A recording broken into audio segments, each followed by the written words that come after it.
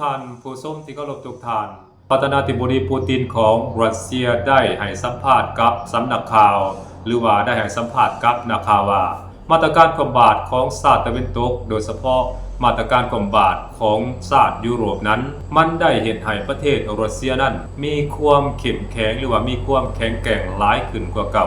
บรรดามาตรการกำบัดของชาติตะวันตกหรือว่าชาติยุโรปเหล่านี้จะบ่สามารถทำลายเศรษฐกิจการเมืองและก็ความมั่นคงของประเทศรัสเซียได้อย่างแน่นอนเป็นหยังประธานาธิบดีปูตินของรัสเซียจึงออกมาให้สัมภาษณ์ต่อนักข่าวในลักษณะแบบนี้โดยเฉพาะแม้นออกมาให้สัมภาษณ์ที่ว่ามาตรการกำบัดของบรรดาประเทศตะวันตกนั้นจะบ่สามารถเฮ็ดให้รัสเซียนั้นอ่อนแอลงได้เหตุผลที่ประธานาธิบดีปูตินของรัสเซียได้ให้ทัศนะแบบนี้หรือว่าได้ให้สัมภาษณ์กับบรรดาสำนักข่าวในลักษณะแบบนี้ก็เพราะว่าท่านผู้ชมคงจะจือกันดีว่าประเทศรัสเซียนั้นเป็นประเทศที่มีขนาดใหญ่อันดับหนึ่งของโลกนั่นก็คือพื้นที่ของประเทศรัสเซียนั้นกวมเอาทั้งทวีปยุโรปและทวีปอาเซีย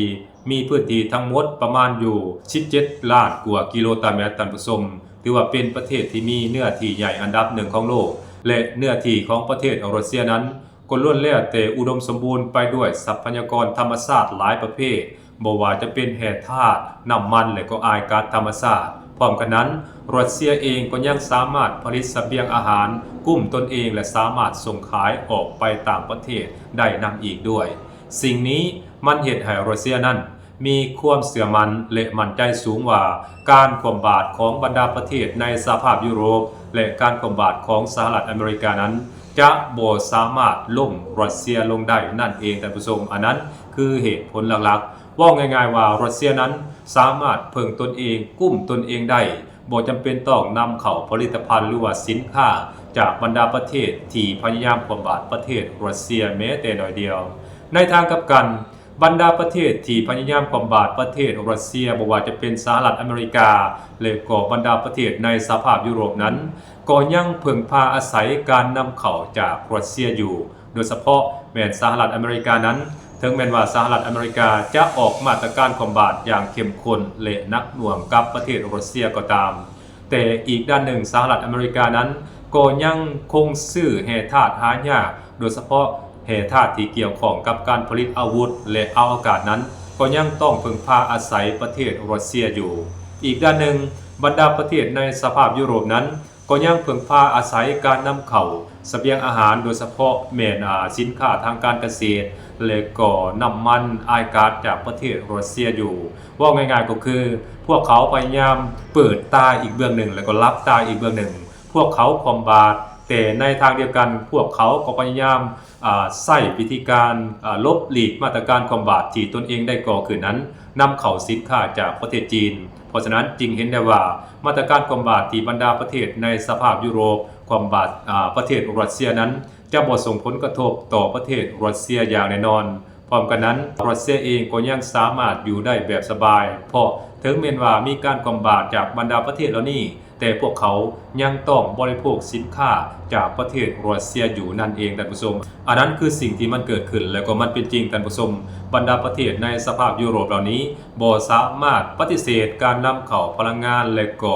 สินค้าอุปโภคบริโภคจากประเทศรัสเซียได้เหตุผลก็ย้อนว่าสินค้าจากประเทศรัสเซียนั้นมันมีราคาถูกนั่นเองท่านผู้ชมถ้าหากว่านำเข้าจากประเทศอื่นมันก็จะมีราคาแพงกว่าอันนั้นคือเหตุผลหลักๆที่เฮ็ดให้ประธานาธิบดีปูตินของรัสเซียนั้นมีความมั่นใจสูงว่าการกำบัดของบรรดาประเทศในสหภาพยุโรปและสหรัฐอเมริกานั้นจะบ่สามารถล้มรัสเซียลงได้อย่างแน่นอนและที่สำคัญมันเฮ็ดให้รัสเซียนั้นสามารถมีความเป็นตัวของตนเองสูงสามารถพึ่งตนเองสูงและก็มีความเข้มแข็งขึ้นมากกว่าแต่ก่อนหลายเท่าตัวนั่นเองท่านผู้ชมเพราะฉะนั้นประธานาธิบดีปูตินของรัสเซียจึงออกมาให้สัมภาษณ์แบบมั่นใจเกี่ยวกับมาตรการกำบัดของชาติตะวันตกโดยเฉพาะจากสหรัฐอเมริกาและก็ยุโรปนั้นจะบ่เฮ็ดให้รัสเซียพังทลายลงอย่างแน่นอนในทางกลับกันมันจะเฮ็ดให้รัสเซียนั้นแข็งแกร่งขึ้นหลายกว่าเก่าจนยากที่บรรดาประเทศเหล่านี้จะมาต่อรองหรือว่ามาต่อกรกับประเทศรัสเซียได้นั่นเองท่านผู้ชมและมันก็น่าจะเป็นแนวนั้นท่านผู้ชม